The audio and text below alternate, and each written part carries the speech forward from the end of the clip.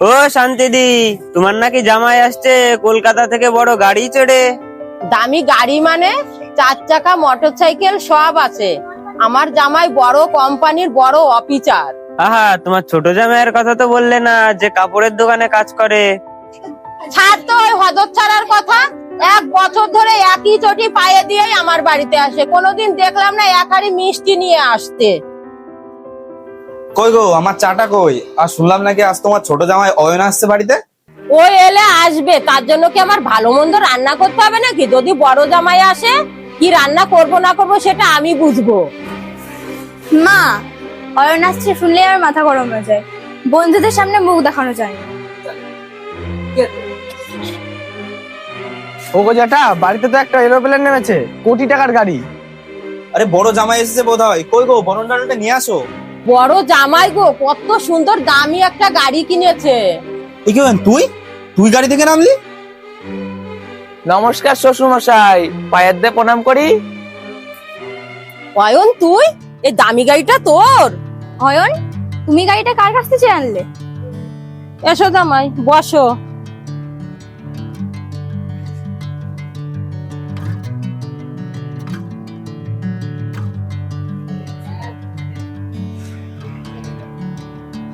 এ নাও বাবা, চা জলখাবারটা তো খান। মাংস টাংস রান্না হচ্ছে, চান করেই খেতে বসবা। ও মা, এত যত্ন!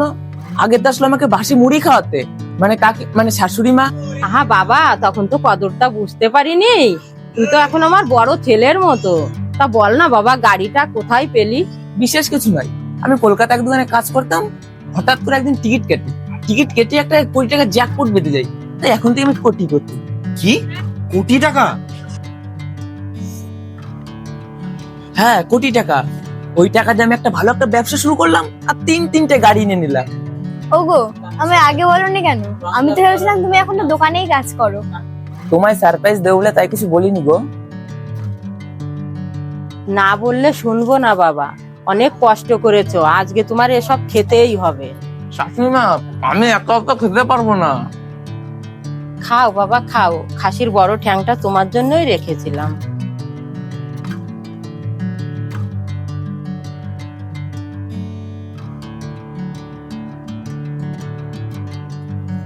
নাও, আমার হাতে একটু খাও। ওরে বাবারে, তোমরাও খাও। তোমরা যে আমাকে এত ভালোবাসা দেবে আমি কখনো ভাবিনি। ওরে বাবারে, ভালোবাসবো না? আমার বাবা তো এখন কোটি টাকার মালিক। দেখলি পচা, কবিরের কি কপাল! যে জামাইকে আগে খেদিয়ে দিত, সেই এখন বড় লোক, কোটিপতি। অয়ন ছেলেটা ভালো ঠিকই, কিন্তু এক রাতের মধ্যে লটারি জিতে কোটিপতি হওয়া কি এতই সহজ? তুই কি বলতে চাচ্ছিস রে? ডাল মে কুছ কালা হে। আজ যখন দুপুরবেলা অয়ন ঘুমাবে, আমি ওর ব্যাগ আর গাড়িটা একটু চেক করে দেখবো। একদম, কোনো ভেলকিবাজি থাকলে হাতে নাতেই ধরা পড়বে। একদম ঠিক বলেছিস ভাই।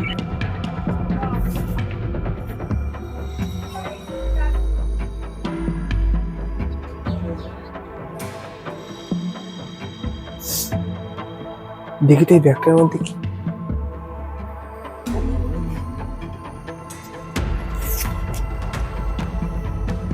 এ বাবা, এগুলো কি?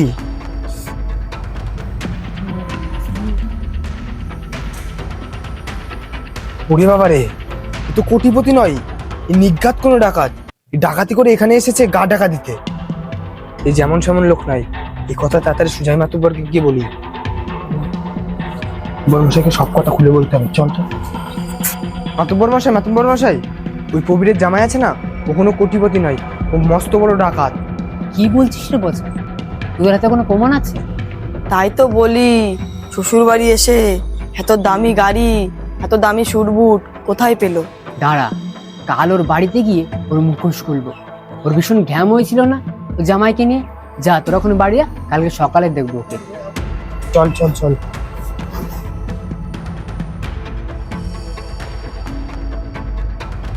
অয়ন, তুমি সত্যি করে বলো তো, দামি গাড়ি আর দামি স্যুট তুমি কোথায় পেলে?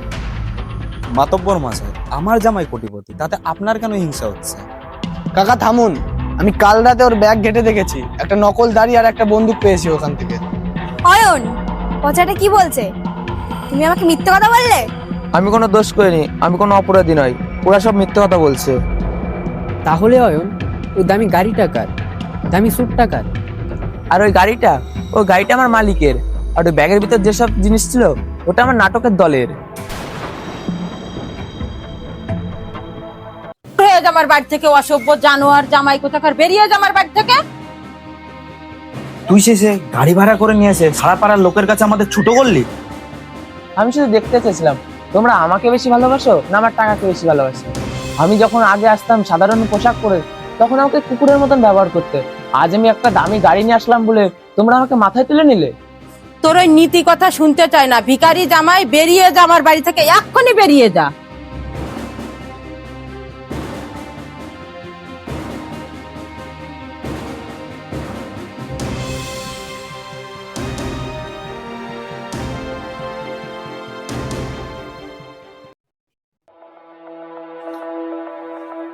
হ্যালো বস, কাজ হয়ে গেছে। গ্রামের সবাই অয়নকে ভণ্ড ভেবে তাড়িয়ে দিয়েছে। সাব্বাস নরো, ওই পপিরা শান্তিদেবী ভাবলো অয়ন ভিখারি, কিন্তু এবার আসল খেলা শুরু হবে। হ্যাঁ বস, আপনি যে অয়নের নাম ভাঙিয়ে ব্যাংক থেকে 5 কোটি টাকা চুরি করেছিলেন না, সেটার জন্য এখন অয়নকে পুলিশে খুঁজছে। আসল থেকে জানে না, আসল মালটা আমাদের কাছে। একদম, কাল সকালে আমরা বর্ডার পার হয়ে যাব।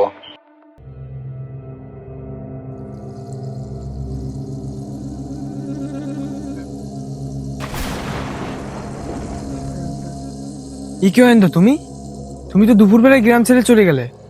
হ্যাঁ, আমি গ্রাম ছেড়ে চলে গেছিলাম যাতে তোরা মনে করিস আমি হেরে গেছি। পচা, তুই নিজেকে বহু চালাক মনে করিস। মানে? ব্যাংক ডাকাতির মাস্টার প্ল্যানটা কার ছিল জানিস? আসল গ্যাংস্টারটাকে তুই নিজেও জানিস না। রাজবাড়ি কোটি টাকা ড্রাইভের প্ল্যানার আমি নিজেই। তোদেরকে পুলিশে ধরে দেওয়ার জন্য আর ওই 5 কোটি টাকা একা হাতানোর জন্য আমি আমার শ্বশুরবাড়ি গরিব সেজে যেতাম। অয়নদা, আমাকে ছেড়ে দাও, আমি আর এই রাস্তা জীবনে পা দেবো। হ্যান্ডস আপ অয়ন, হাত উঁচু করো। অয়ন কি তাহলে আসলেই ধরা পড়ল পুলিশের হাতে? না, এটা অয়নের নতুন চাল।